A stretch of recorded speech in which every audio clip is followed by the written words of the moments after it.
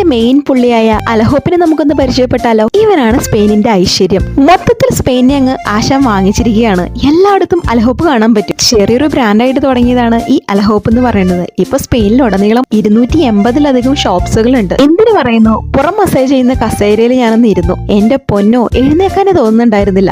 അത്രയ്ക്ക് സുഖമായിരുന്നു. എല്ലാ ക്യൂട്ടായിട്ടുള്ള തിങ്സും ഒരൊറ്റ കടയിൽ കൊണ്ടുവന്ന എങ്ങനെ ഇരിക്കും. സ്പെയിനിലെ ഏതൊരു പ്രോവിൻസിൽ പോയാലും അലഹോപ്പിന്റെ 10-15 ഷോപ്പ് കാണാതിരിക്കില്ല.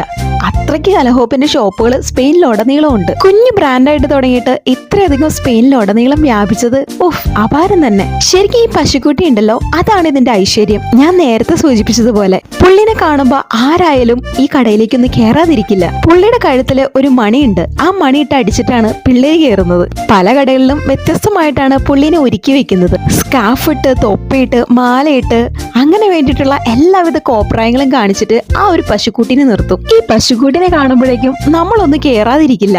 കേറിക്കഴിഞ്ഞാലോ പെണ്ണുങ്ങളാണെങ്കിൽ പറയേ വേണ്ട, ക്യൂട്ടസ്റ്റ് ആയിട്ടുള്ള തിങ്സിൽ കണ്ണുടക്കും. ഈ ഒരു ഷോപ്പിന്റെ പിന്നിലുള്ള മാസ്റ്റർ ബ്രെയിൻ ആരുടെ തന്നെയാണെങ്കിലും പെണ്ണുങ്ങളെ കൂടുതൽ ആകർഷിക്കുന്ന രീതിയിലുള്ള ഒരു ഷോപ്പിന്റെ കാര്യങ്ങളൊക്കെയാണ് അവർ കസ്റ്റമൈസ് ചെയ്തിരിക്കുന്നത്. അലഹോപ്പ് പോപ്പുലർ ആവാനായിട്ടുള്ള വേറൊരു കാരണം എന്ന് പറഞ്ഞു കഴിഞ്ഞാൽ അഫോർഡബിൾ ആയിട്ടുള്ള പ്രൈസ് ആണ്. ഏതൊരു പ്രൈസിനും നമുക്ക് കിട്ടും. പിന്നെ വെറൈറ്റി കളക്ഷൻ ഓഫ് ഗിഫ്റ്റ്. പിന്നെ ഞാൻ ഫസ്റ്റ് പറഞ്ഞത് തന്നെ, ഒരു ഐക്കോണിക് കൗവാണ് ഇതിന്റെ ഫ്രണ്ടിൽ തന്നെ നിൽക്കുന്നത്. ആരായാലും ഒന്ന് കയറി നോക്കാതിരിക്കില്ല. കയറി കഴിഞ്ഞാലോ വാങ്ങാതെ ഇരിക്കില്ല. നിങ്ങൾ ഇനി സ്പെയിനിൽ വരാണെങ്കിൽ അലഹോപ്പിൽ കയറാൻ മറക്കല്ലേ. പശുക്കുട്ടിക്ക് സന്തോഷാവട്ടെ.